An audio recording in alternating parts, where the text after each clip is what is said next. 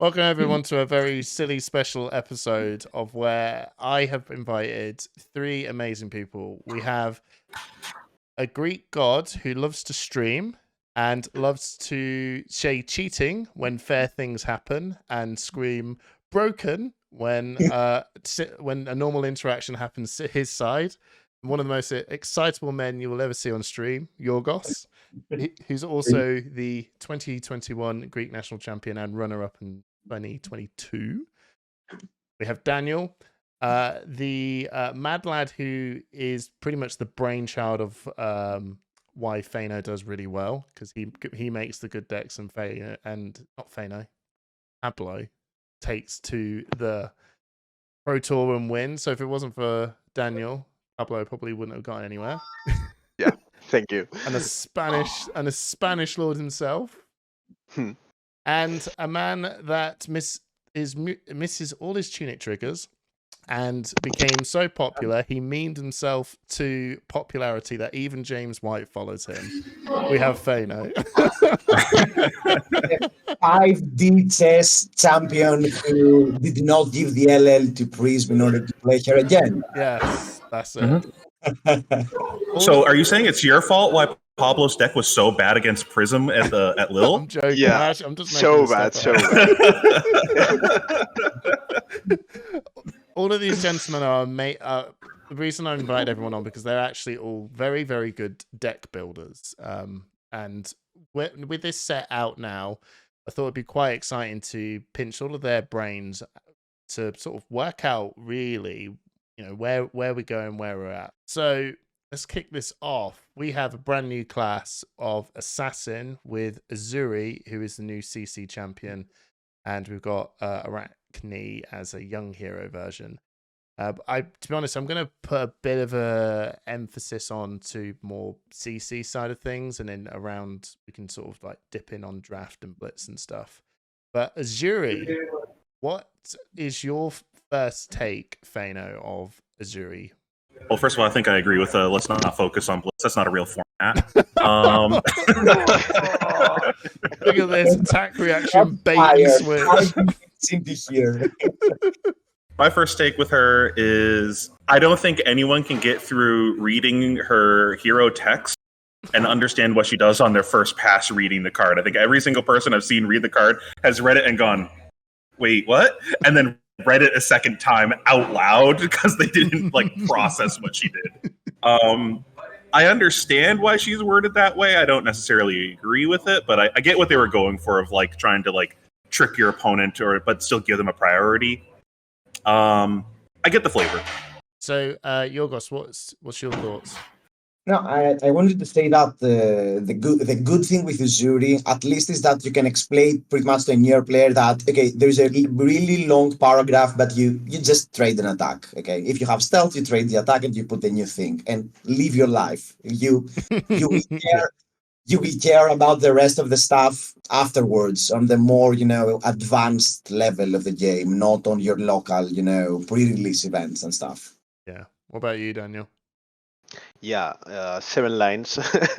It's a quite hard way to explain the effect, but yeah, I really like the design and I like what they want to do with the hero. And I see that the design between Arachne and Usuri, I believe that there is more draft focus because Usuri, for example, I believe that in the construction you have to build around more yellow and blue cards because you want to poke with one attack with on hit, and maybe trade it with another attack. And if your opponent overblocks, you can just use the effect. But if you want to play a more aggressive build, maybe if you're playing the draft, you want to draft red attacks if you're going to Arachne.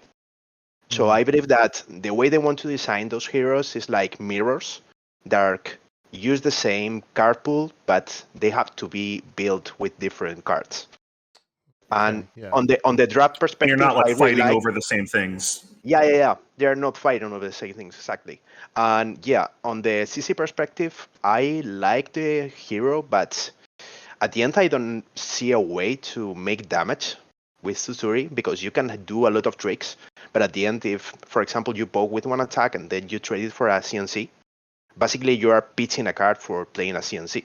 The difference is that you're playing with the hiding tricks with the Yeah. blocks or not blocks, and that's Yeah, not the that way to really force goes damage. into like the first problem I had with the deck of like, all right, cool, we have these tricks we can do. Now what? It's like, what's the actual value of the deck? Yeah. At the end, it's like using a stealth attack is like pitching a two cost card, a two pitch card. Okay. Doing tricks. Yeah. No. All right. So currently, not quite sure where she lands in the CC world, but in draft, you can actually see. Yeah. With the tricks of it comes from the yellows and the blue. That's pretty cool. Actually, I never actually thought. I obviously didn't think too much into draft side, but so there you go. Very very useful info. Now, I think that even plays into the CC side too, of like you can make your pitch of the deck all of your stealth cards, so that way it takes a lot of burden off of deck building. Yeah, so you've got a lot of flexibility with a lot of resources with your stealth cards, whether you can pitch it to use daggers or, you're not... Because you don't care about the quality of your stealth card. It has the same text no matter what pitch it is. Go to the bottom of your deck. Okay. Yeah, I remember sort of... There was a bunch of us having a little bit of a think tank about Azuri, and someone did mention, why did they have to be reds? Make them all blues, right? End of the day, same thing. And even if you can go over with an attack reaction, if blocking for 3 on 1, you go 4, still doing somewhat the same thing. But yeah, well, I don't know. I mean, that's what do you guys think? Assassin is still a new class, though, right? Yeah. I mean, a relatively new class, and Uzuri as well. So you will need, at least it felt for me that way, that she's a little lacking, right? She would love to have a few more sets to get some bigger card pool, to have more access to other stealth cards, better 2-cost power cards, maybe more 2-cost assassin cards and stuff. Don't you feel a little bit that, the set was a bit focused on drafting, so whatever we get for CC, it's a little bit limited? I get this feeling a little bit, I don't know. We were saying the same stuff about Icelander like almost a year ago, so I don't know, but I've got a counter argument for that. Is when Prism came out, she felt like the card pool was fairly limited, but it was really, really, really just that worked, and it worked relatively well enough to be fairly competitive. She took on quite a popular class in the world of Guardian, time of Monarch. And yeah, she had some downfalls. And then all it took was Everfest, and it went, all right, okay, now it's done. Like it just went 2 sets, we're dumb, and we're living legend. Yeah, yeah. But no, so now Assassins have got 2 sets. Yeah. And we're still not there? Yeah, also we don't have to ignore the fact that surgical extraction exists, and you have to pay 150 euros to have 3 copies of that card. So maybe that's one of the reasons why it's unexplored at this point. Yeah, that's true. That's true. So they've also got given a load more, which I actually think is the most exciting thing about the assassin class is the weapons, daggers. That's the bit I actually thought, oh, this is really cool actually, because this is one of the first sort of heroes that actually selects weapons that are really tailored into the sort of opponent we are going to face. We're going to be fighting against people that are really, armor centric and focused. Cool, I'll bring my scale peeler and spider's bite. Oh, hello, Kano or Icelander. I've got my, orbital class or whatever. Or the one that, do you know what I mean? I think that's the thing I really liked. See these weapons actually attack different aspects. I don't. What's your thoughts on that? I really like how the design of those weapons with all that stuff that allow you to throw the knives and do 1 hits in the middle of the attacks. But in general, I like the idea, but it's like I see so many slots on the expansion dedicated to this fact that we have now 5 different weapons on Assassin that all do the same, but with a little difference. That is the different reactions. Or I like the art.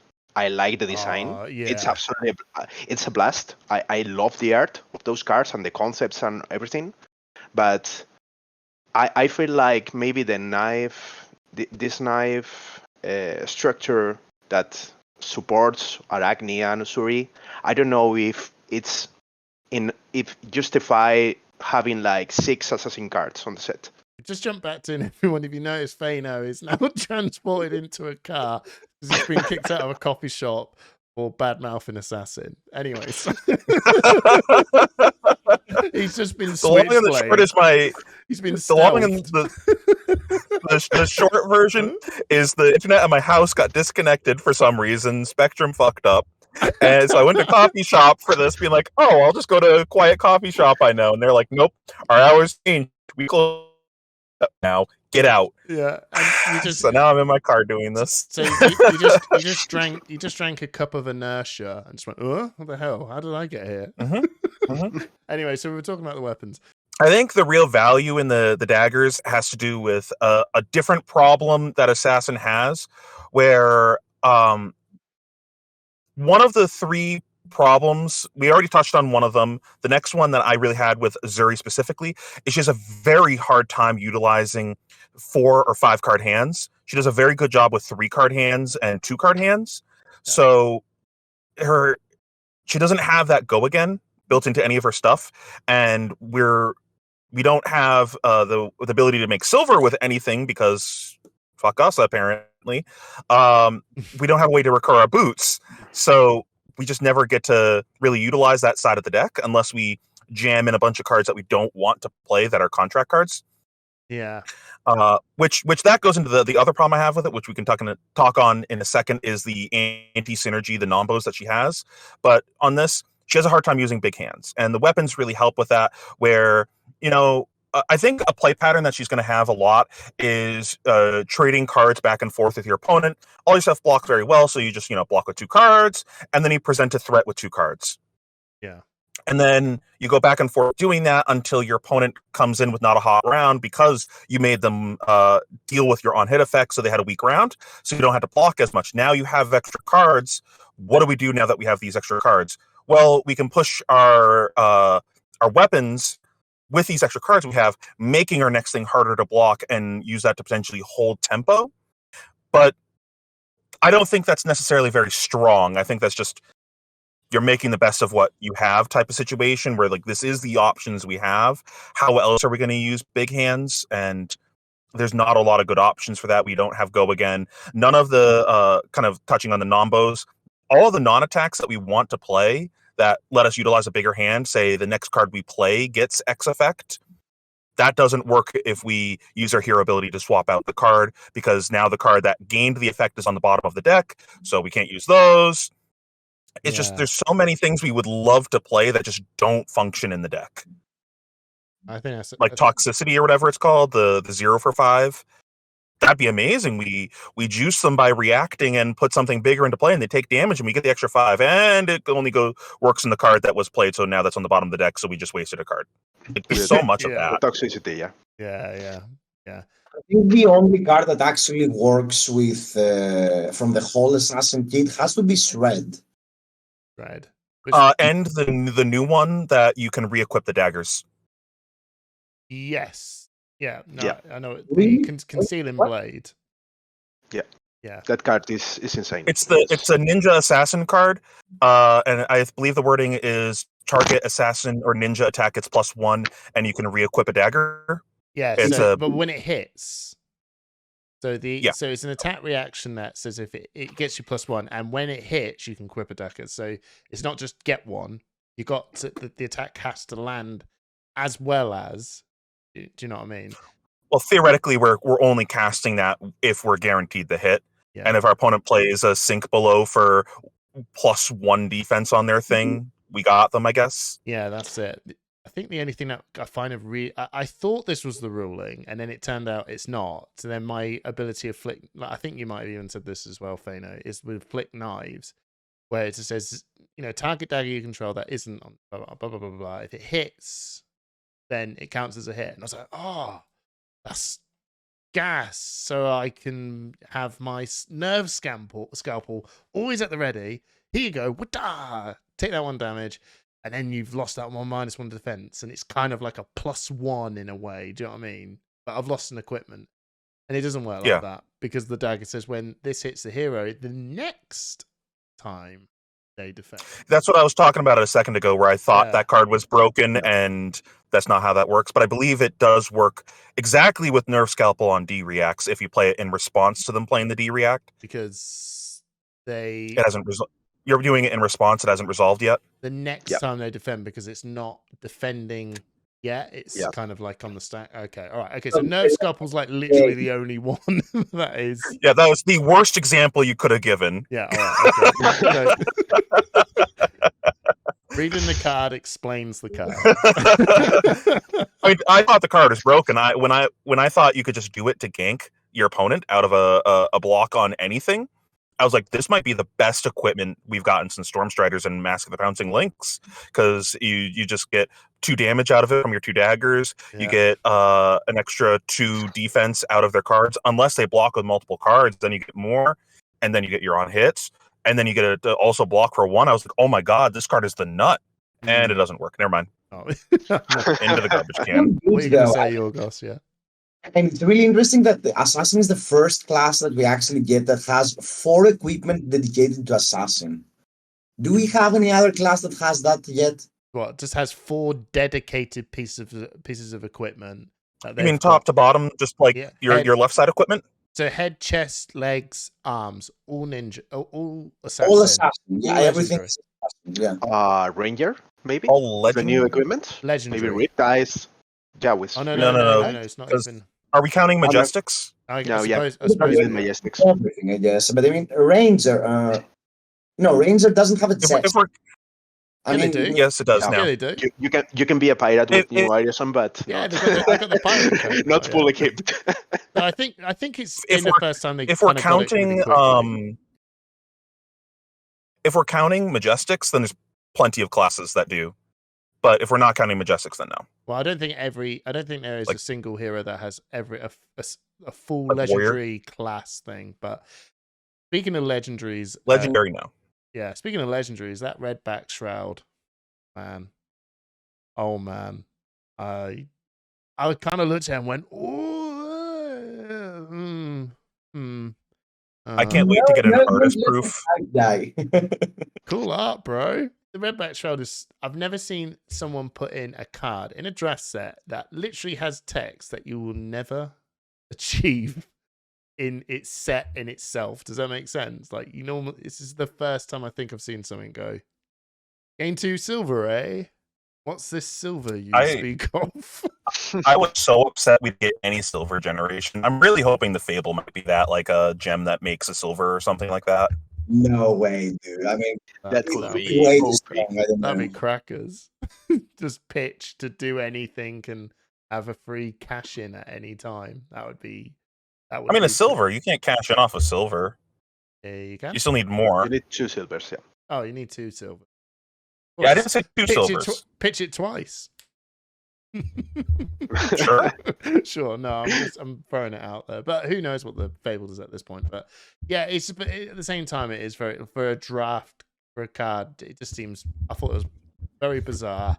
I don't think the attack reaction to reduce the next attack reaction is... I'm just like, bro, what's wrong with Tunic? Right? Unless I'm wrong. I'm so disappointed that we didn't get a different generic chess piece. We desperately need something to pull the price down on Tunic. I agree. What's your thoughts, Yorgos?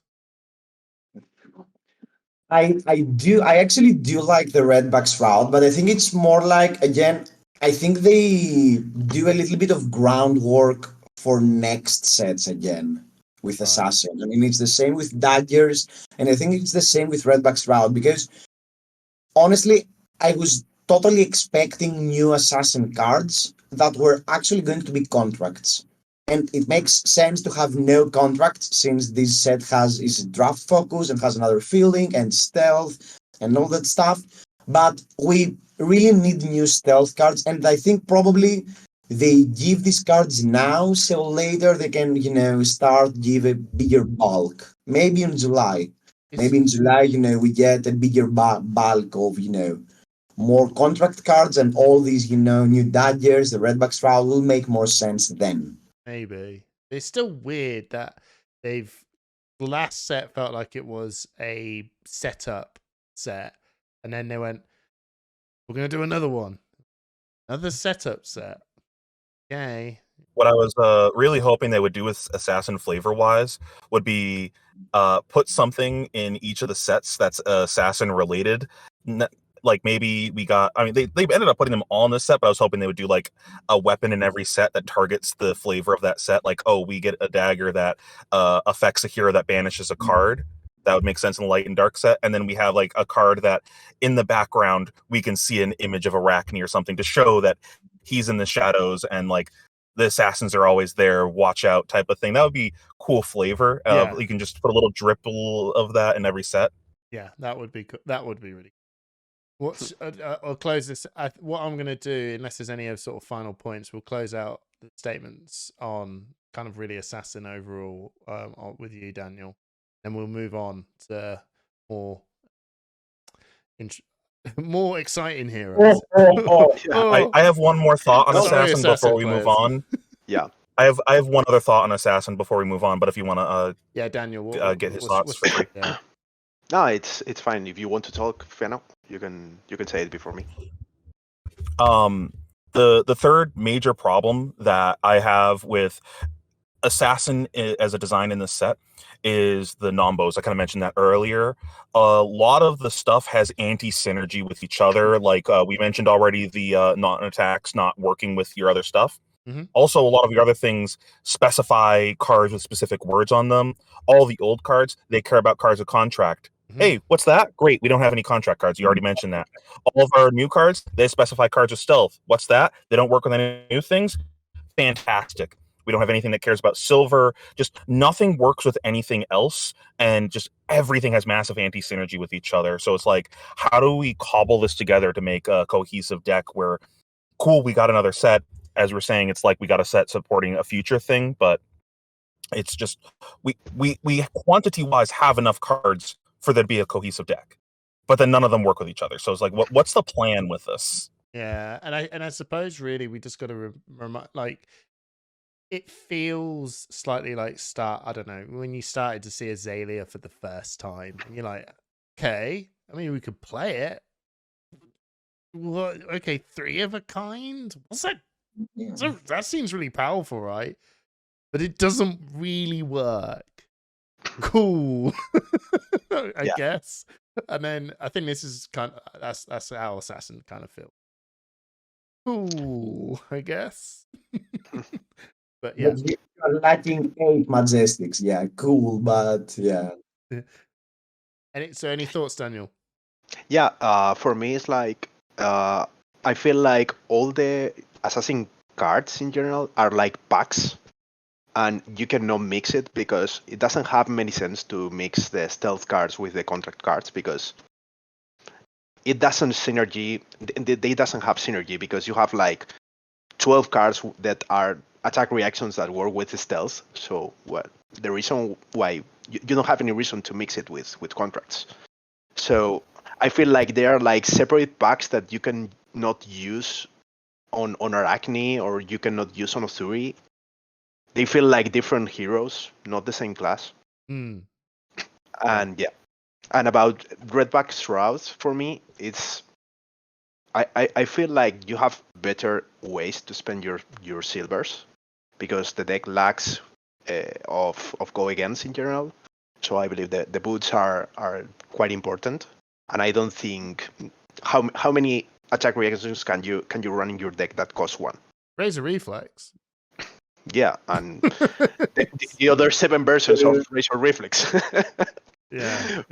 But yeah, they're almost the same cards. I don't see a reason to run that card at the moment. Fair enough. As Yorgos says, seems like a card that will be really good in the future, but not now.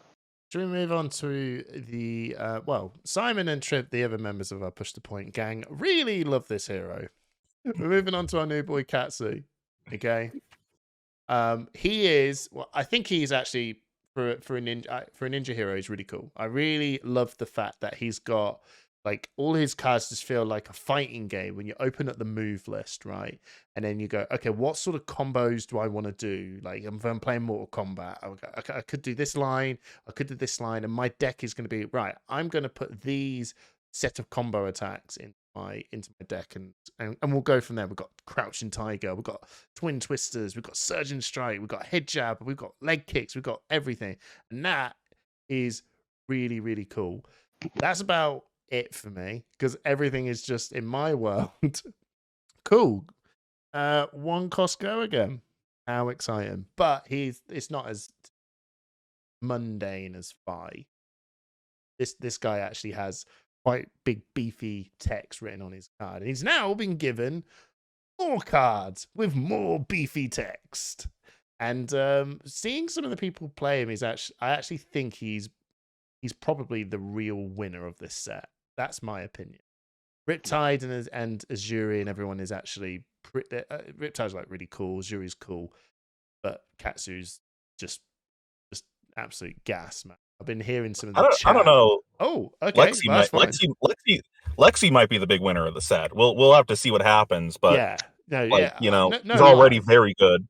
Yeah, absolutely. But I think there's just some of the stuff I've seen coming out from. I've been watching your stream like today, Yorgos, and watching you just do some of your Katso combo lines, and then hearing some of my local chat who are just currently right now playing the games, and they're just so excited of finding out Katsu's ridiculousness and with bonds of ancestry is just What a card, man. I mean, what was that card? Go on, Yorgos. Lay it down to us. Give us some Katsu. Your thoughts. I mean, I don't know if that happened with you guys, but the first time Bonds of Ancestry was spoiled, revealed, I don't know what happened. Okay, someone, reads me the card. I'm like, okay, that's a cool Majestic. Yeah. I open the side and I see a red one, a yellow one, and a blue, and I'm like, what? This card is a rare. It's not a Majestic. You can actually play this card 9 times. Are they insane? What were they even thinking? I mean, this card does everything that Katsu were lacking. And I always, tip my hat with LSS that always they feel like they have a great understanding of what heroes are actually lacking. And exactly what Katsu was lacking was a value semi-finisher.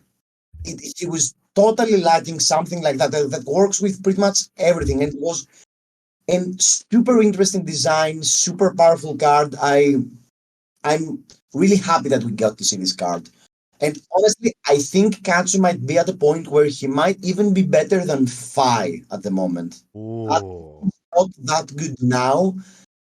I don't think he ever will be. If he cannot get super powerful at the moment with all these cards that you got, with Bonds of Ancestry and the Sats, I mean, come on, Katsu, it's your time to shine. Yeah. I think to that same point you just made too, an interesting thing that they all LSS is also really cognizant of is making heroes that are kind of in similar spaces feel different from each other. Where it's like, if we just gave Katsu just more raw numbers, well, it is just a 5 dex then. Like we're just, how is this functionally different than 5? We're just give them more raw numbers. It gave them a way to have finishers that feel distinctly different than just lava burst, just raw number your opponent out. Yeah, no, absolutely. And the biggest thing is just the word combo, right? So the fact that they've got the word combo written on it is clearly this has to work, and it only really works with Katsu because his hero ability is a continuous on-hit effect that just goes, find any combo card you like that will work with what your line is, and that is the only reason why this combo stuff works. And it is, you've got to get the right specific stuff down where Phi really doesn't care, but Katsu really, really does care. But when it lands, this stuff is like, what? Okay, Whelming Gust Wave. Demonic Tutor's good. Who knew? Yeah. Yeah. For me, for example, the best part is that they are fixing a problem that Takatsu had, that the middle pieces of the combos are really good separately. You have a 3 go again for one. That is not the best, but it's fine. And if you combine it with Shuriken Strike, the card it's perfect. It's so good. The card, the other card that allows you to search from your deck, that Yorgos says, the name is the Bones of Ancestry. That card is so good in almost every situation. Yeah. So- Because that one looks pretty much is graveyard searching, isn't it? Yeah. So now he's got deck searching and a card that has. Oh, I'll just put that back on. Put that. Is it that? Or what is it? Is it the when it says you may banish a card with combo from your graveyard. If you do, search your deck for a card with the same name, banish it. Shuffle. Yeah. You may. So you can play it, but you have many cards that allow you to do the combo because you have 2 different pieces, two different lines. You can use any gas wave line. You can use the classical gas wave that allows you to draw going for 4 go again and draw on hit, or you can use the new line. Yeah. It doesn't have to be specifically one line. So maybe if you draw the second line, the one that you go 3 go again for 1, then you can use the bounce for 0 and search another combo and start another different combo. It's really, it reminds me again, like I said, about the video game thing. It's almost just like it just goes, okay, so you can go punch, punch, uppercut, bang, bang, or now actually you can go punch, punch, like sweep and leg kick down, and you're okay, and then jump up. You're like, oh wow, so it always starts with these 2, but you just It's actually spinning wheel kick. Sorry, bro. I didn't know you're a scorpion main. And also a really good part about all these combos is that they doesn't necessarily have to hit. No. So you can continue the line. That it's something that was a problem for Katsu, because if you block the gas wave, for example, if they don't have the Mugenshi release on hand, yes, they have lost the turn. Yeah. They cannot do nothing for the rest of the turn. But if they block the middle combo, maybe you can use the bounce and search for another card and do a double kick or wherever. You have many ways to do the combos, and they're so efficient because you have many go agains naturally. You have a lot of 4 go agains, right? Yeah. You have the spinning wheel kick, that it's a really cool card, in my view, because if you have 2, you can go for 9 for 2 pits, which is quite good. You have Be Like Water that allow you to do a lot of different lines. You can go for kick, for Shuriken Strike, head jab. I think they're fixing a lot of problems that Katsu had, and that's something I really like. And I agree with Yorgos that Katsu may be better than Fly at this point.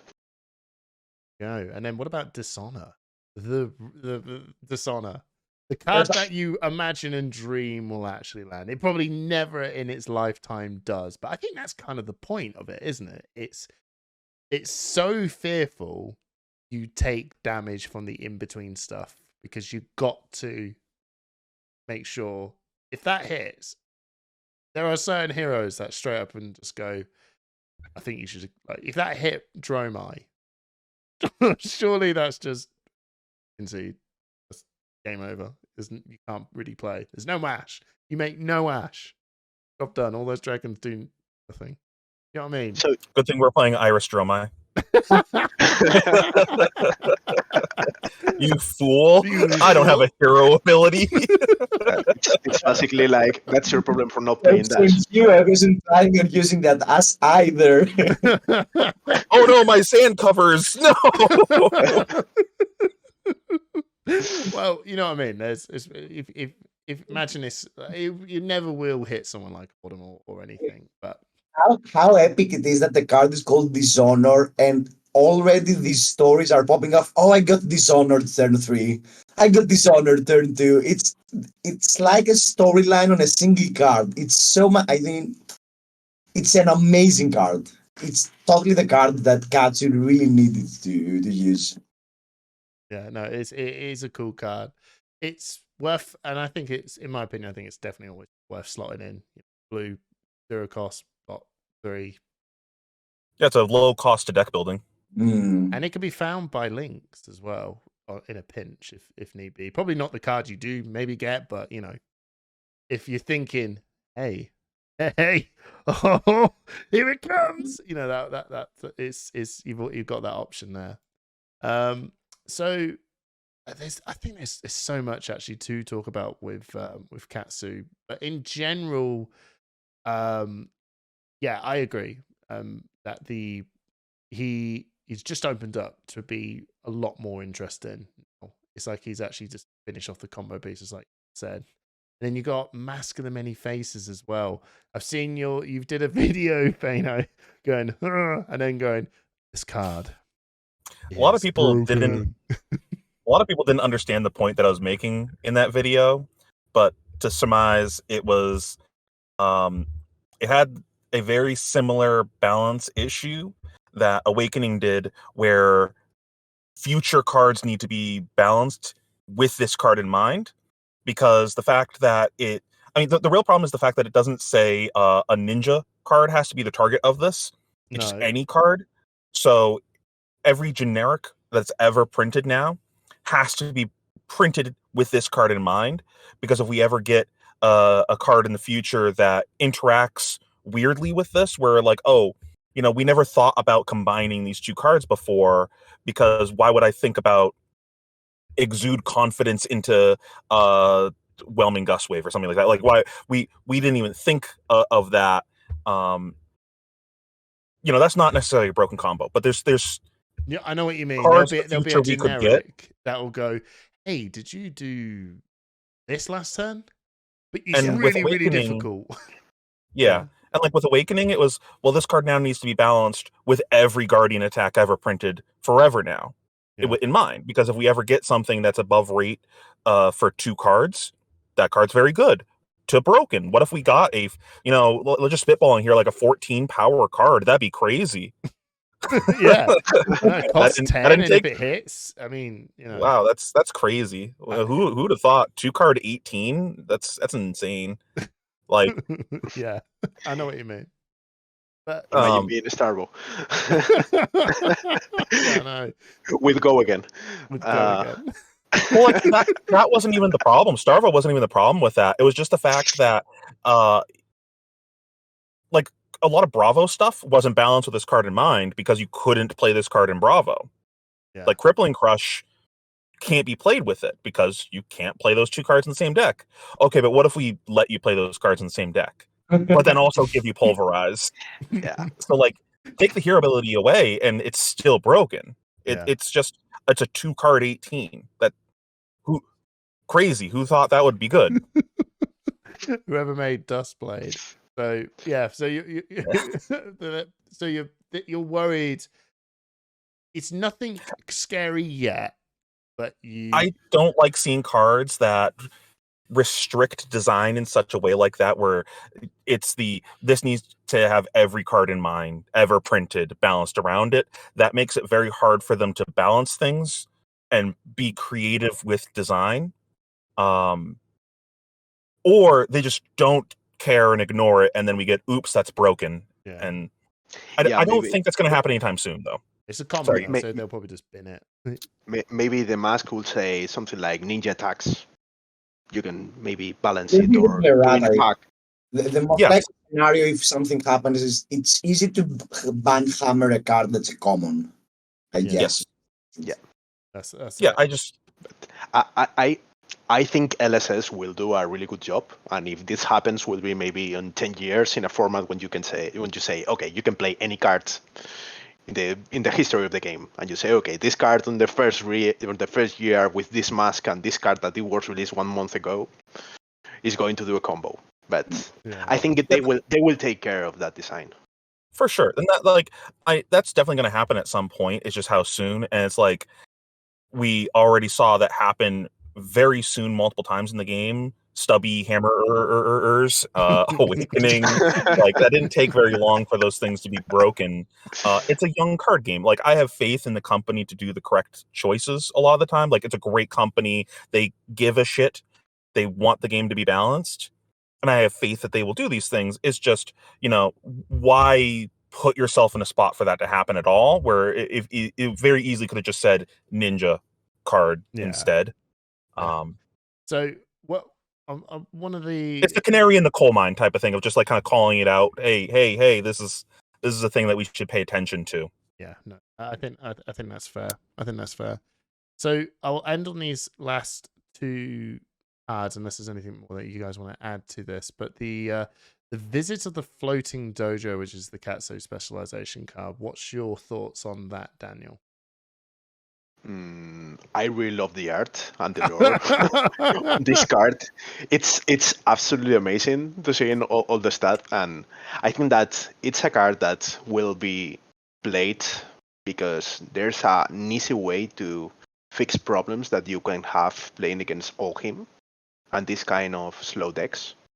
So I think it doesn't necessarily require a hard slot on your deck.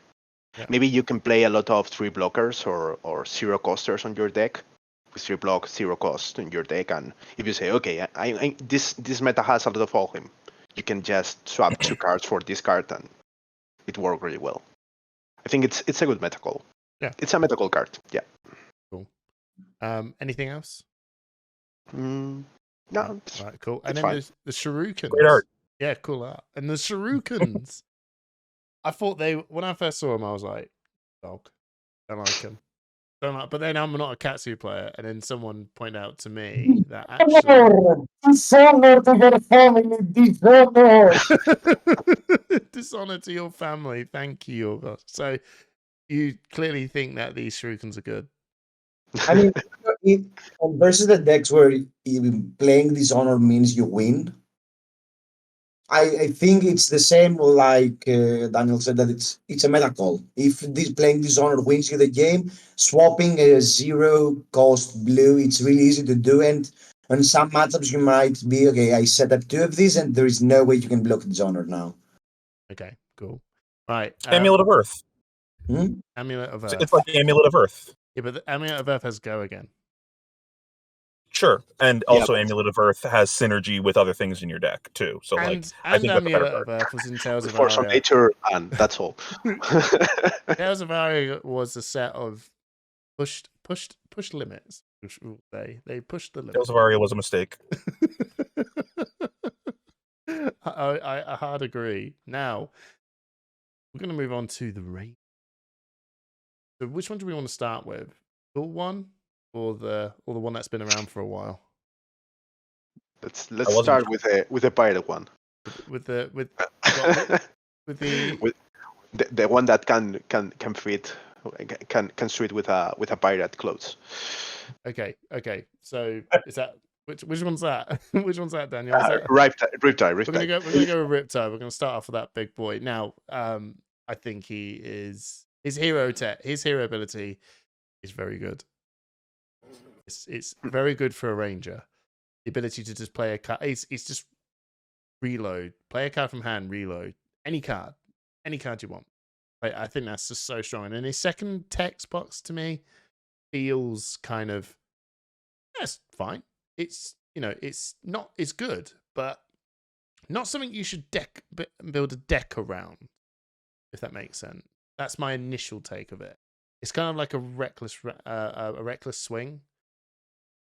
It's free real estate. Real estate. That's my initial thoughts. What's your thoughts, Pheano? Well, my initial thoughts is I have a grievance with him. I can't believe we didn't get an offhand hook. Oh, right. Well, yes. Why does he have a hook in the art? Why did we get this? Why did we get this shitty quiver? Where's my metal arm equipment piece? I was really hoping he was going to get something like a hook that he could grab a card on the opponent's combat chain that's not the active chain link and make that a defending card, but you had to like pitch a blue to do this. Where like I pitch a full card to yoink one of their cards and make it my blocking card now. That would have been super cute. You're spending a full card. You basically won't put in this game. Yeah. From Dota 2, right? Mate, too much inscription. So that'd have been so cute. What's your thoughts on this, Yorgos? You've been playing some Riptide today.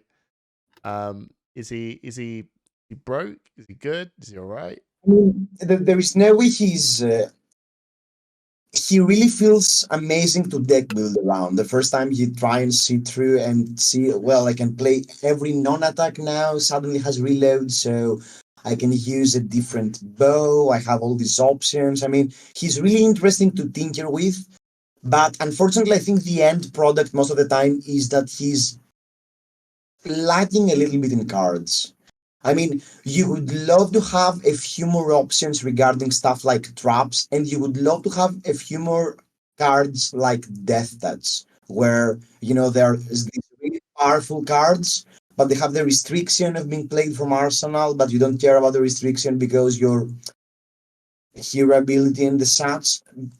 And he feels like he can play a really good value game where you block with 2 cards and attack with 2 cards and the such, but he has the same problem like we said with Uzuri, where his 4-card hands are severely lacking. You don't have many good ways. You don't have any good ways of actually utilizing the 4-card hands. Okay.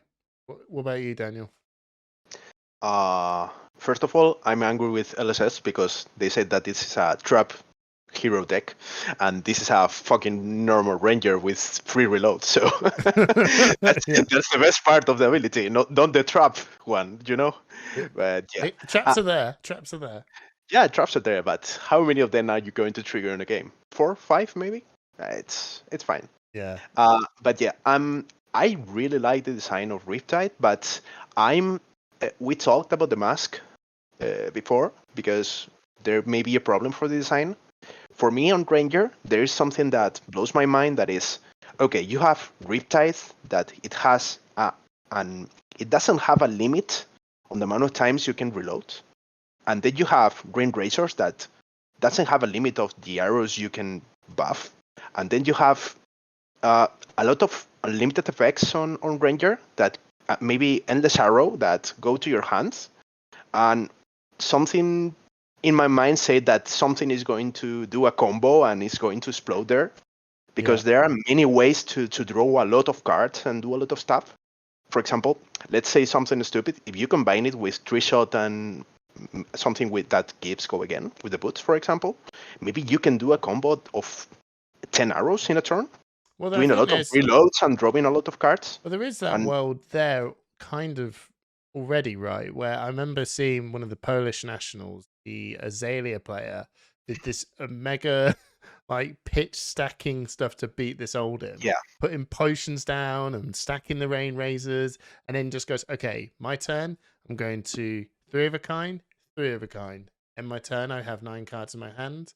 Let's go. And you go, okay. Yeah. And then you just go, if I don't die, I will throw all this pitch stack stuff that is now all currently sitting in my hand and just annihilate you with Bolton shot. Bolton? Yeah, that one. It just goes, oh, if it's powerful, go again, go again, go again, yeah, go again. Everything has to go again. So yeah, and it's rain razors. Okay. Yeah. Yes, I'm dead. And with Riptide doing something like that. In the design of Riptide, it's really cool because you cannot combine it with 3 of a kind. So something says, okay, we don't have to be worried about that. But in my mind, it's like, in my mind, it's something like there's going to be a combo there at some point. I don't know when, I don't know how, but someone is going to find something or some way to explode a combo here. Okay, Pheano, you don't agree? What do you not agree with? I think he has potential to be a 3 of a kind deck and just play a value game with the opponent, where the 3 of a kind allows you to do the, like, I'm going to block with a couple cards, but then cast 3 of a kind and still have a 4-card hand coming at you, essentially, and basically just use it as a value card. But because his ability turns off, though, right? What I meant is for combo, not for the deck. It's for doing a combo that allows you to play a lot of cards in one turn. Sure, I definitely agree there that it's going to be hard to do that.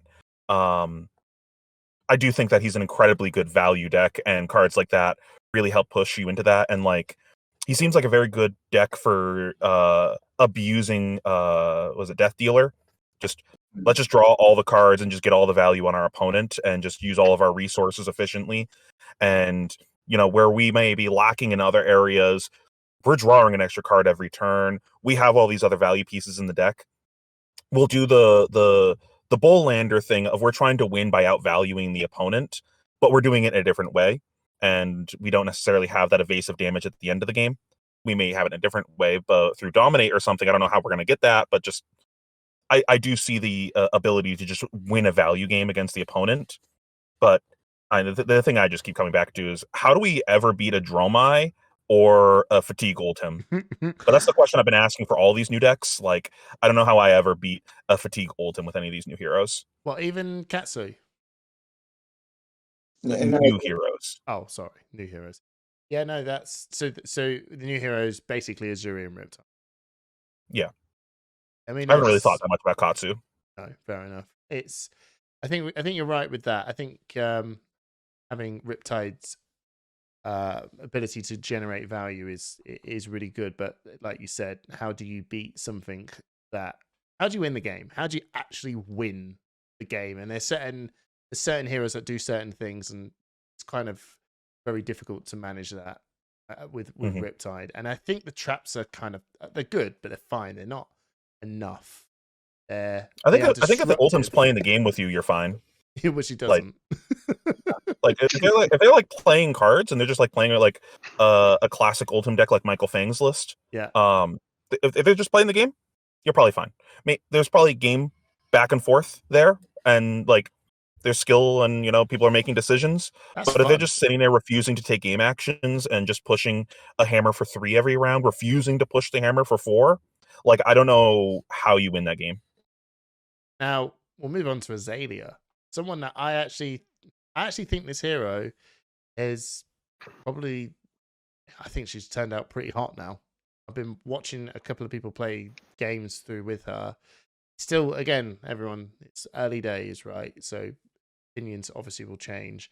But the ability, I think her hero ability is now starting to actually become, which has always been the case, but more so than ever now, being able to actually lace pretty much it's Guardian, right? It's just big Bravo attack. She's got crap armor, but she's doing stuff that Bravo does, but it's more scary and more often, in my opinion. How do we beat Fatigue? There we go. What just to be completely honest, if Azalea becomes good, I don't think how to beat Fatigue will be the actual problem.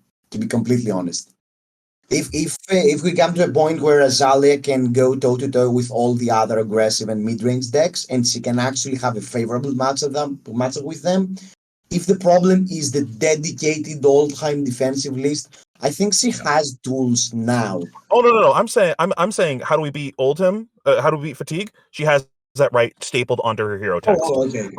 She to that point. How do we beat Fatigue? There we go. That it has relevant card text in that matchup on just right there. We can cobble together a game plan there. It may be difficult, but it's there. It's obvious that's intuitive for people to be able to do. I think that's like actually a big problem for beating Fatigue. A lot of the strategies to beat it are not intuitive and is something that you really have to sit down and think about, and newer players have a hard time with that. And like heroes like that, where it's like, man, my armory has all these Ultims and I can't beat them. And you can just be like, here you go. Here's an Azalea deck. It's obvious. It's right there. Just do the thing. Yeah. Hey, you see these couple cards? Make sure you put these in your pitch stack, and you can just go be free, my child. Go kill those Ultims. But like a lot of other decks, I play Dromai, and I think that the Ultim matchup is pretty good, especially if they're trying to fatigue me. But I can't like give the deck list to someone and just say it's obvious. Go do the thing. It's very mentally taxing playing that matchup. There's a lot of setup. There's a lot of nuanced tempo-based things you have to do. There's a lot of like getting the Ultim to play the game in a specific way that is favorable to you and understanding how to do that. And I can't just say, here's the deck list, figure it out, idiot. Like it doesn't work that way. It's not just written on the hero how to do it. If you're just sitting there playing cards in your hand, not thinking about what you're doing, you're going to lose the matchup every time. Yeah. But dominate? Okay, easy peasy. We can figure this out. Yeah, no, I agree. What's your thoughts, Daniel? Yeah. About what? About About Asilia? About Asilia? About fatigue? well, she's about Azalea in Hull now, where she's placed and everything. What are your thoughts? Yeah, Asilia is quite good in this set. I mean, when you have 20 new cards in your list, More arrows. it's like, okay, I think this deck has improved a little bit. You have Yeah. like 9 new arrows, 9 new buffs, and blue cards that you can add. It's fine. Yeah. Asilia is quite strong, and I think that she has a plan to beat Olhim. She can do it. It's not easy, as Pheano said. But yeah, if you can solve the problem that Olhim is a pain in the ass, I believe the rest of the matchups in the game are quite good for her at this moment. And yeah, Olhim, the problem with Olhim is that I feel, as the other guy said, that as the other guys said, that there it's like a black hole that attract everything to the middle, and you have to build around it. And if you sit in front of a know him deck that you don't know if it's fatigue or not, the deck building for Azalea may be really hard because you are playing, for example, Icelander. You don't have to worry too much about doing the sideboard against fatigue or against the Icelander's pretty much standard one deck, the standard isn't it, out now? game. It's now just Yeah, one yeah, yeah. deck. That is it. Whereas Oldhim is. Yeah, but yeah, Which one am I? but when you're playing Azalea, you have to build around many things, and you have to ignore the fact that, for example, you're going to face Romai and you're going to lose so hard. You cannot beat her if you don't have your deck prepared for playing against Romai.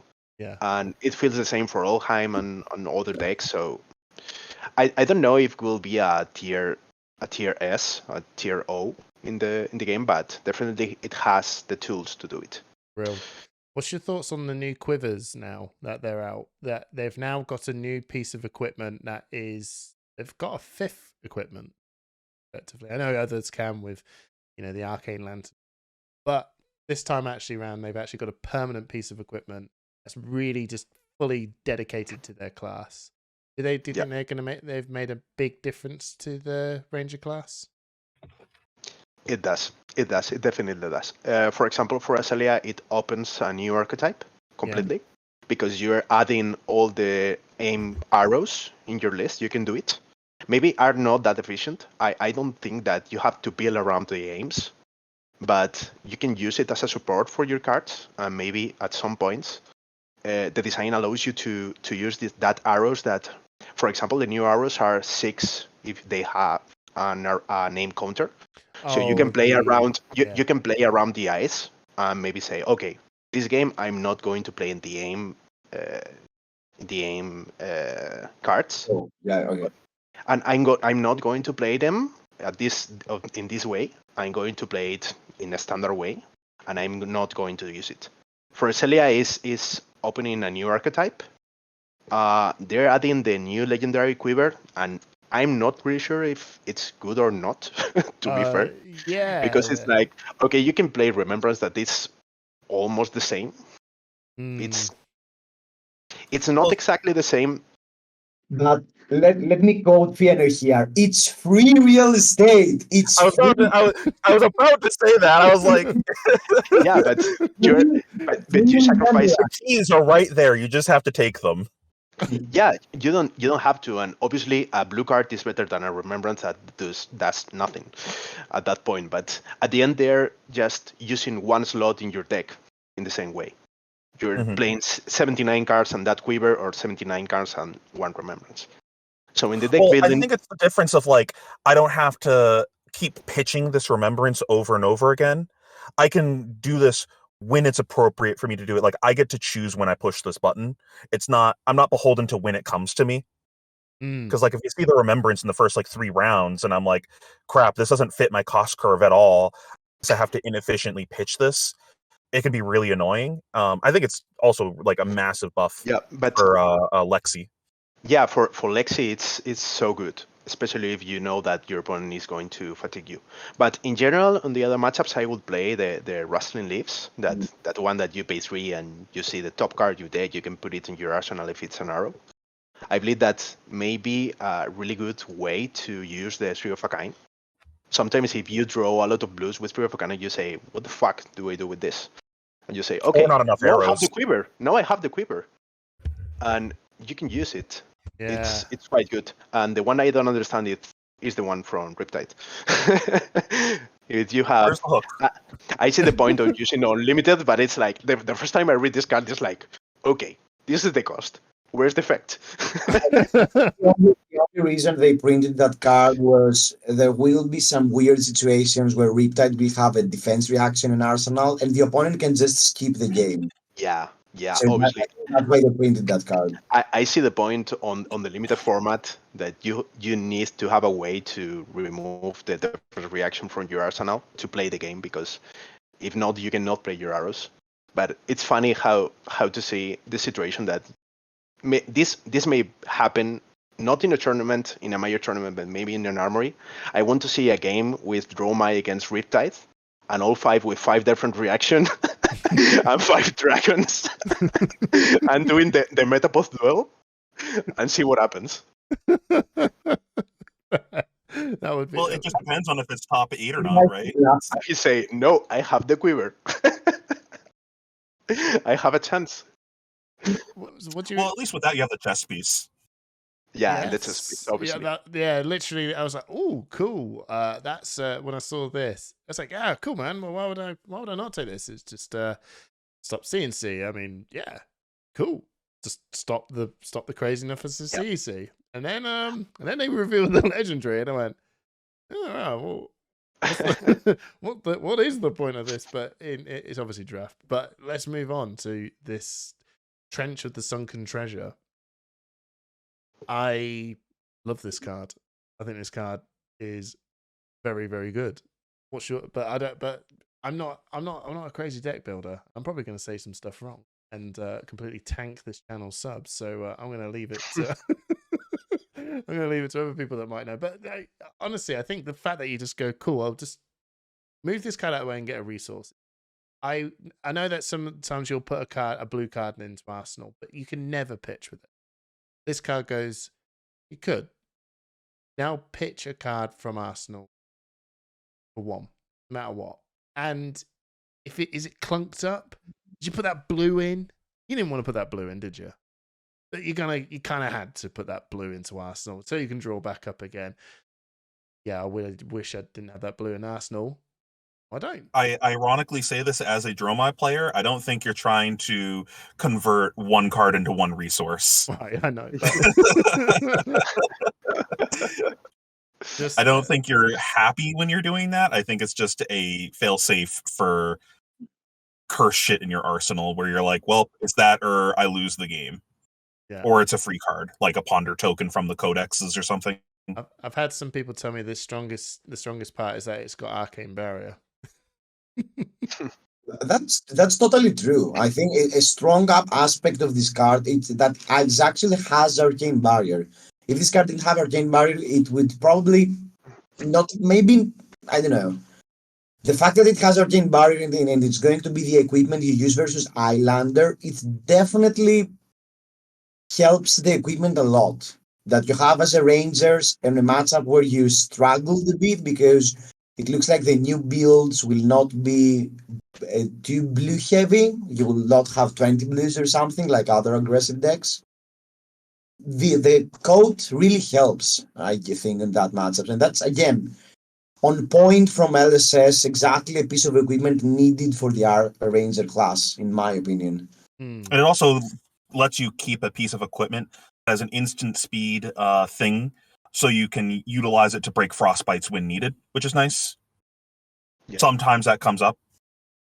No, it's good. It's to having another piece of equipment that is blade break, so it's physical block and arcane block. And if you're not doing any of those things, it's a functional. Like, do you know what I mean? It's very, very, very rare to actually see something that has arcane barrier and blocks and does a thing. Well, for Lexi, you also already have a piece of equipment that does that. You got the Heart of Ice. Heart of Ice, yeah. Oh, Heart of Ice. Yeah, Heart of Ice. That's I suppose that's the and the Azalea Skullbone Cross Wraps as well is a 2-block and an opt machine and an arcane barrier. But I think that's I wonder if they'll continue that with Ranger, like continue giving things like that and make that like I'm a hunter of both physical and arcane classes. I'm good for either type of job. But never battle Interesting. worn, always breaks, and yeah, no, I think this card is great. I like the card because it's not obvious. Because you see it and you say only one resource, and then you start thinking about all the combos you can do with this card, and I really like it. There's a lot of little things you can do. For example, one play I did with the Lexi the other day, trying this card. In my mind was like, God, this is awesome. I had 2 cards in my arsenal, one face up and one face down, because I have the New Horizon. My opponent played a Command and Conquer, and I said, okay, I put this face down card on my deck, gain 1 resource, you destroy my arsenal, and I use that resource for Voltaire and put the arrow back. And now I have arsenal again. It's like, dude, you can do these things. I guess that's fine. Yeah, it's fine. And you can do a lot of stuff with the codex. You can use the codex in response. You can use the arrow. No, I mean the bow, and you can turn it face up. You can do a lot of weird things with this card. Yeah, and I love Riptide's function with codexes. Just going, okay, so I'm going to play the codex, which will trigger Riptide. So Riptide will put the card down first before the codex actually fires. I will then use his bow to instant that card face up, and then the codex will then trigger for me. So with one card, we just filled up all the slots, and it's just like, you don't discard any card because you have spent all your hand. Yeah, and then I think the codexes are low-key really good. Yeah, all that. The codex is so good. Yeah.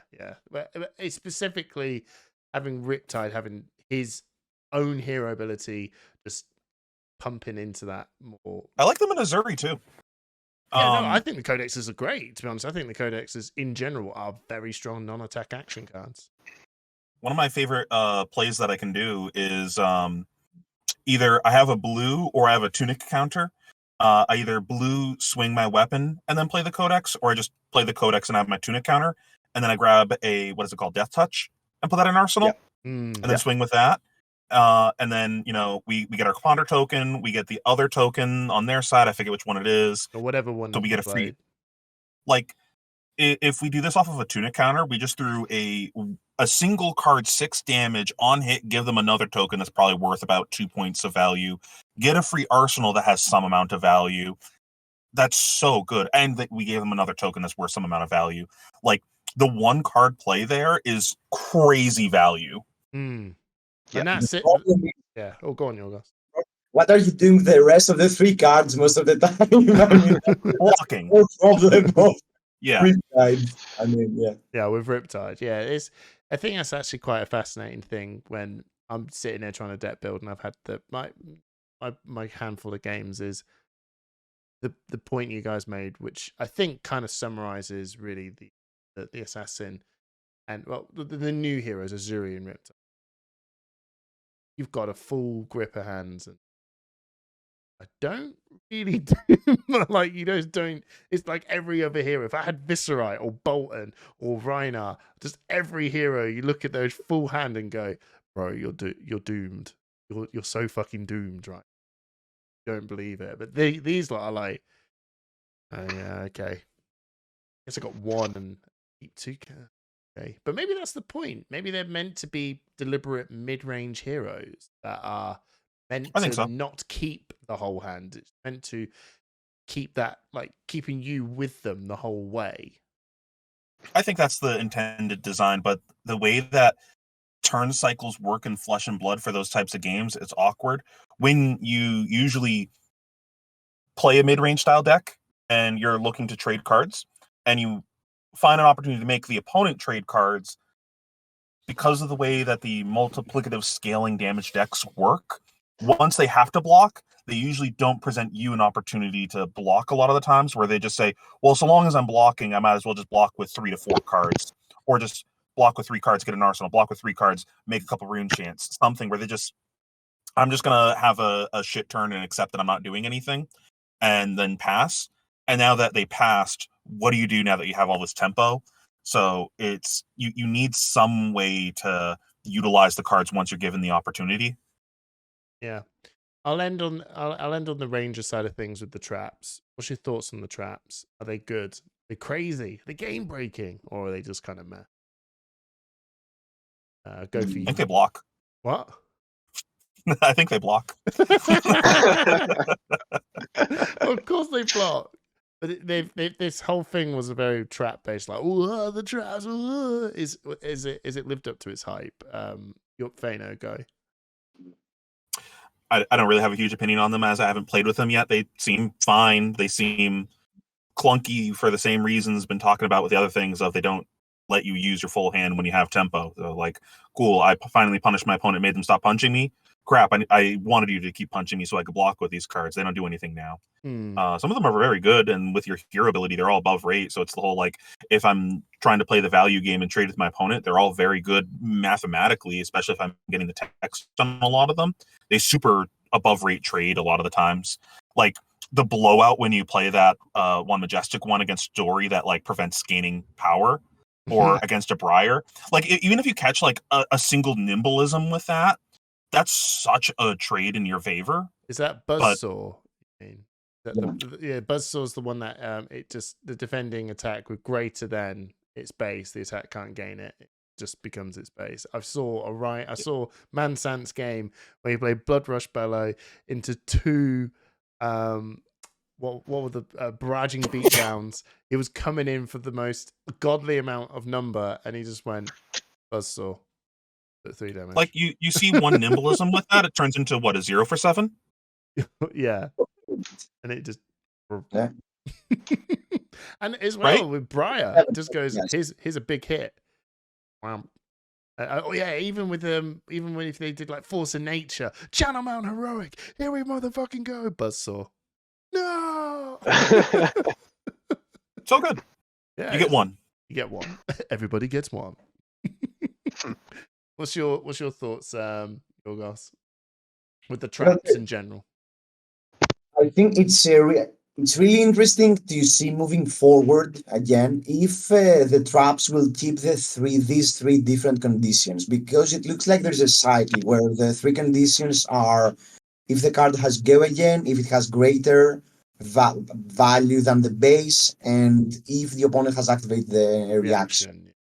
It's really interesting to see if that's what traps are going to be about for the rest of the game. I mean, that these three conditions will only have, different numbers or, slightly different effects, or during later stages we might get some new traps that have different conditions, or, it requires a 2-cost attack, or, if even number attack, or I don't know. Kind of like the contract cards for Assassin. They're like, there's one for all of them. All right, cool. All right, it's one for all of them. I imagine they'll expand on it. I guess, but at the moment they feel quite limited because there are so many decks that almost you completely do not interact. And I'm not even saying Dromai, where, it's really bad. I'm saying like Oldham, yeah. I mean, Bravo sometimes. He doesn't really, apart from Anathos, he doesn't really ever pump his attack. And it's supposed to be the Guardian Trap. Whenever the attack is pumped, it's supposed to be the Guardian Trap, but it's not working exactly. So I think most of the traps are designed for limited use and for the inside the set. Most of the tile traps, and because there was this cycle of type of card, that's why they printed the same, specialization for Riptide to have the same conditions regarding the rest of the traps. So I guess we might see way more interesting cards and way better cards regarding constructed moving forward. But I don't think they're there yet. No. They have a bit too narrow conditions in order to be good. Yeah, agree. I have to say that it's easier to remember when they only trigger with 3 different moments, with go again, with reactions, and with increased attack. That made them easy to remember. Maybe for new players, maybe a point. And I think it's a smart design because you cannot build the deck all around the traps and trying to abuse them, saying, okay, I put 20 different traps and 3 copies on my deck. and I have 60 traps and I kill you. If you don't enter in that game of increasing the damage or having go again, you cannot do a lot of damage with the traps. So you have to support your deck with arrows and the ranger stuff when you're playing Riptide. So in general, I don't think they want to build a generic amount, to have a lot of generic amount of traps, such as the Crucible traps that you can play on the arsenal, and that's all. And they trigger and you take damage. And on the other hand, I think that some of these traps are really good. For me personally, the one that gives a -1 to an equipment is so good. Boulder's Trap is quite good because it's against a few decks, maybe a value of 5. And if you're denying if you're putting a -1 counter on a 2-block equipment that doesn't have battle worn, it's so good because it may be a value of 5. It actually probably makes like Oldhim in a weird way sweat, right? Because if he just comes in with a Titan's Fist that with +1 and you go, okay, Boulder's Trap, buddy, and let's put a -1 counter on your shield. Yeah, that's what I was saying earlier. But what if the Oldhim just says, "Oh, you're playing Riptide. I'm not going to into the game and push my Titan's Fist for 4. I'm just going to. I'm planning on fatiguing you, so I'm going to willingly push a Titan's Fist for 3 every turn instead until I see all of those are gone." Like they can just do that if they're trying to win through fatigue. Yeah, that's true. Within 50 minutes. Okay. Yeah, I mean, I'm not going to talk about people trying to fatigue in 50 minutes. That's a different issue altogether. Yeah. But I agree. It's really cool to see a trap like that, because there will be a point. It's going to work, isn't it? But it's not. If we're talking Pro Tour levels or someone that's mapped it out, yeah, of course you can work around it. But in the moment, in a tournament, in a game, it will work. 100%. Yeah. It will get someone. And the other one that denies the arsenal, that put an inertia token. If the card has more attack than the base. Oh, just the I believe general inertia one. Yeah, it's a red trap. Yeah. I think that trap is quite good too, and it may be game in a lot of decks because it's an easy way to deny the arsenal. If you're playing against Oldhim or another Rangers, it's quite easy to trigger and it's quite easy to put the token and remove the arsenal. Maybe a tempo card, maybe a value of 6. So I think these 2 traps on the legendaries are the best ones so far. I really like the common cycle quite a bit. Are there? Oh, sorry, say that again. I really like the common cycle quite a bit. That was what I was saying. They all seem pretty good. The token ones. Yeah, definitely. They've all got their. They seem to be a little bit. They are. I suppose it's almost like the same. It's exactly like the same as the specialization ones. You've got the greater attack, go again, and reaction.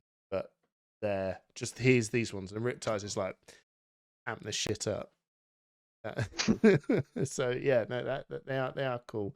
What we're gonna move on, end this little last bit on generics, and then I'll set you all free. So I don't really want to go through all these. It's quite a lot of them, and a lot of them are clearly just cards. Yeah. Oh, okay. The Greek god is triggered. What are you saying, Yorgos? I wanted to talk about something. I wanted for us to get to the generic aspect because I wanted to talk a little, to comment, to take your comment regarding the card give and take, and in general to ask you if you feel that LSS has answered the prayers of the players and really starts hating on fatigue. Are you guys familiar with give and take? Yeah, it's whenever give and take is defended by an action card, you may put an action card with cost less than give and take's power top of your deck. 1 cost go again. It's with 3 block. So okay, so my take is that between the new catcher specialization, the new quiver, and this card, it looks like a very clear direction from LSS that they do not like the game plan of all in fatigue you, I never attack, I'm just trying to remove all the attacks from your deck. And they are giving these really valuable, easy ways of dealing with that game plan. And I wanted to have your opinion on that. I want to ask you if you agree on that and what's your take. Go ahead first. I have a lot of thoughts on this. Have you got have you got anything? Do you want to start on that, Daniel? I think fatigue in general is not a problem for the game, and I don't think this card is for give and take, especially is not focused on beating fatigue. I think it's something like an engine that allow decks like Briar to have more go again and ways to recycle the channel mounts. But in general, I think in the competitive play, in you're playing the higher level, in general, players who know how to do the pitch stack and these mechanics can beat fatigue. I don't think they have to release specific cards to beat fatigue in general. And I don't think these cards are there for that reason. Quiver, for me, is something like they want to ban Remembrance at some point, and they want to give that mechanics to Ranger. And the other one is just really, it will be a really expensive card because will be maybe the most playable generic card in the set. Maybe with a new Plunder Run. What, give or take? Yeah. I think it's I think a Ponder Run. And on the other hand, and Ponder Run. but exactly. And on the other hand, when I see cards like Peace of Mind, I think that they just want to have those strategies in the game. Yeah. No, I hear you. I hear you. So I don't know if Bambrace of Determination are enough to beat Holheim. What do you think? Let's move on to Vambrace's Determination. I have had some people say, Do you want my thoughts on Fatiguer? Oh, I do. Go. Sorry. There's loads of us. No, Pheano. Haven't you got? You're waiting for the camera to drop, and then you're gonna be on Mars. Right. I've had a thought. Go. I think that I agree that they don't want fatigue to be a predominant strategy in the game. I think that also I agree that they want to remove Remembrance at some point. And I think that they are specifically putting cards in the set to help deal with fatigue. I don't think that this is the answer for fatigue that we need, but I think that it's a really important tool for learning. I had a conversation with Brian Gottlieb a little while ago about this, like right before the set drop, where I was like, I really think that we need more cards in the game for players to have easy access to that teach them how to beat fatigue, where it's like, I don't think putting it as a Majestic in a draft set is where it needs to go. I think like putting it in a precon deck, like a Blitz precon that is opposite to a fatigue deck, like, oh, Riptide is in the Blitz precons. Okay, let's put this in the rest of the Blitz precons. So when new players are playing their Blitz precons against each other in like a gauntlet style, they go, oh, this card feels really good against my opponent when they're just blocking out every round. I feel like I won because of this particular card. So now I understand this type of effect can be good when I see my opponent is doing something like this. I think it's really important for there to be effects in the game that kind of put not training wheels on players, but like kind of guide them into strategies without hand holding them of like the WTR heroes do a really good job of that, of teaching you core fundamentals of the game, of different strategies. And but none of them really teach you how to beat fatigue. None of the heroes really do that. In fact, some of them teach you that fatigue is a viable strategy, but there's no counterplay that's intuitive within them. So it's just like intuitive design within the game, I think, is really important for teaching new players, because most of the best answers to fatigue are really nuanced deck building and deck plan strategies that you're trying to execute over a 50-minute game.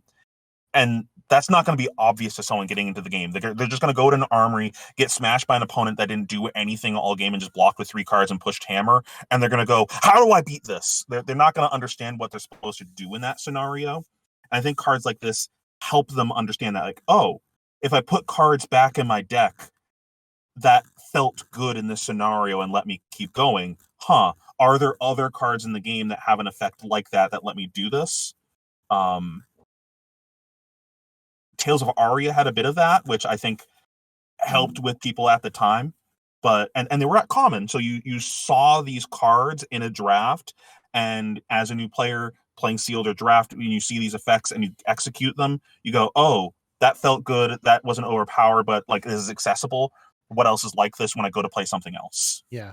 Are you talking about Evergreen on that card? So a seeds. Evergreen, So Tomorrow, Link card, yeah, the 2 for 6. Rights? Yeah, the one that fuses and you go, cool. Put a card. Rights of Replenishment. Also candle hold as well. Hey, let's just put these back. And that was like what, 2 at common, 1 at rare. Mm, And one exactly. and pulses of candle holders is Majestic, as well. Yeah. So no, I think that's really good. That's a really, really good valid point. I mean, I was sitting there looking at Burdens of the Past, and I know I've been told off. A lot of people go, "No, card's rubbish, Hamish," and I'm just like, "No, I think it's." Oh, as a Viserai player, I like that it's a blue. yeah, I like it as a blue. I like it as 0 cost. I like it blots 3. I like a non-attack go again. I love all those bits. And for me, feels like I don't see this card being something that's going to be completely useful all the time. But the second one sink below or something's down, and I know it's very situational in some regards, but like you said, the training that training wheel sort of thing. I have something. If someone's just going to keep doing this, I've got a card that goes, "No, you can't." You know what I mean? In an armory setting sort of deal, that I've got something that actually turns around, and in that moment, it's someone go, "Oh shit, man! I've got 2 defense reactions and play them. Oh no, I can't play them." And you're just like, "Yeah, I managed to break through and got that great moment in the game." I think one potential problem I have with that card is if you're planning on second cycling it against the current fatigue deck Oldhim, they go through their deck faster than you. So they will see their second cycle faster going through all their D-reacts before you potentially see this the second time around. So I feel like I'm kind of priced into casting it on first cycle a lot of the time, therefore not getting the value of pitching it and seeing it again later. Play some Snarl, man, and shuffle your deck.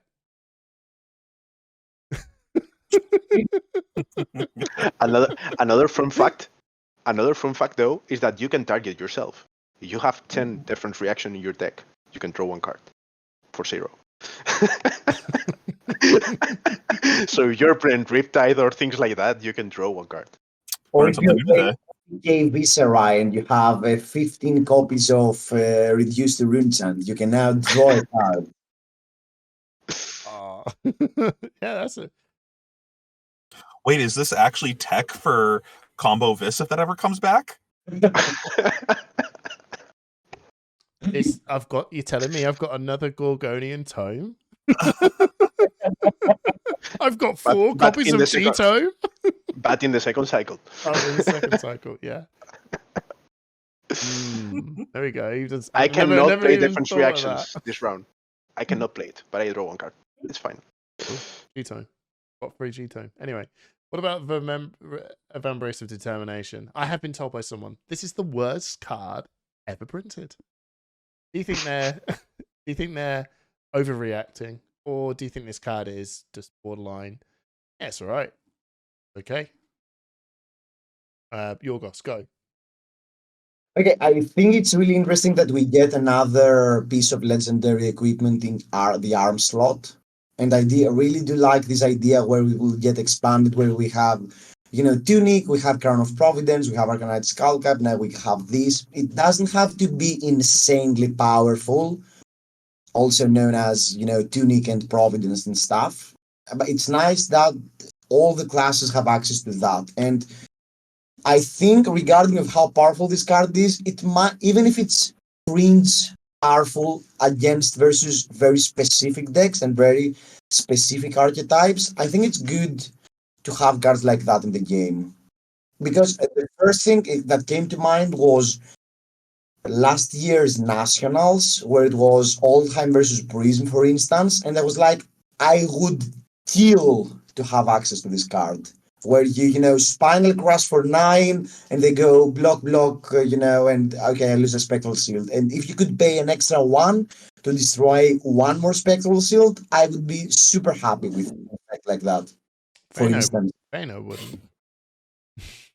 It does give me a way to pitch a yellow to give all my stuff going again. True. True, which you could have probably done with your many cards in Soul anyway, but Well, if I don't have stuff in Soul, that happens a lot where you like have like maybe one card in Soul and you're at the point in the game where you have to like block with 3 cards every turn. are we well, there's no Luminaris, maybe a card for the Light Illusionists coming very soon, but in general now, yeah, what's your thoughts, Pheano, on I wanted one of two things in the set. Either I think I talked about it earlier, a generic chess piece to offset the price of Tunic, so that way it's not everyone's fighting over the same piece of cardboard in every deck, bringing down the price, or a generic gauntlet for all the decks that don't have a gauntlet, because there's a lot of decks that don't have one, mostly Illusionist and Wizard, when they're not playing their like niche gauntlets for certain things. And the effect that this had isn't an effect that either of those classes really desires. yeah. So it felt like a miss for me in that aspect, where it's like, nice, I finally have a gauntlet for Dromai. This has no text in my deck. Damn it. Like the decks that want the actual effect on the card already have a lot of other gauntlet options, where it's like, oh, it's a thing that I can put in my aggro deck against a fatigue deck or something like that, like Oldhim. Well, I already have Shuko, and I'd rather just play that. So, like, it felt like a miss there. I think I'm still probably going to end up playing it in Prism for, like, what I said a minute ago, of it lets me have that on the board go again. Like, the value I lose between that versus Ironhide is probably negligible, but... Yeah. You can either block with it, right? You can pay 1 and block for 1. Yeah. I believe. Yeah, so it's almost the same. Yeah, it's like slightly worse Ironhide, but then the ability to have the option of I can just push my board without using Soul, that option might be worth it. I mean, I got to play with it and find out, but And you don't have, and you got to see what the new Light Illusionist weapon might be, because you don't. yeah, have sure. Yeah. I was thinking like Living Legend format, or the format that doesn't matter, Blitz. Here we go, everyone. We've done it. Embrace Living Legend, the first ever thing that's like, whoa, the Legend 11 format. This card is crazy. More legitimate format to me than Blitz. I'm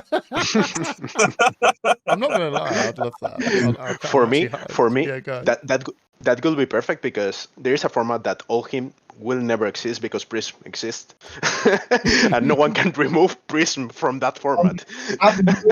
Do you want to fatigue me? Fuck you. I have 10 auras. What was that, Yorgos? Stop bullying Grandpa. I don't know why you guys keep hating on Oldhim. Oh yeah, Yorgos is a big Oldhim fan. Daniel, All I'm gonna say is Prism LLing was a mistake. I don't know, man. And go on, about the Daniel. bracers. Yeah, about the bracers. About the bracers. I think that the effect is not that good, but maybe if you're playing against someone that can block a lot of damage, maybe with the new Illusionist or Oldhim with the crown, maybe 3 or 4 damage during the game, that may be relevant, because when you're playing against Fatigue, you don't end the games with you finish your deck, you don't have any card left, and he's like 4 or 5, and maybe this card can allow you to optimize damage during the game, because 1 pitch floating is not that strange to have against those decks, because you have a lot of cards in your hand. If they don't attack you, you have remaining pitch and maybe a way to push damage. Especially later in the game when you're hitting your second cycle and you're like finding all your blues. Yeah, exactly. And I think, as I said before, it's a meta call card.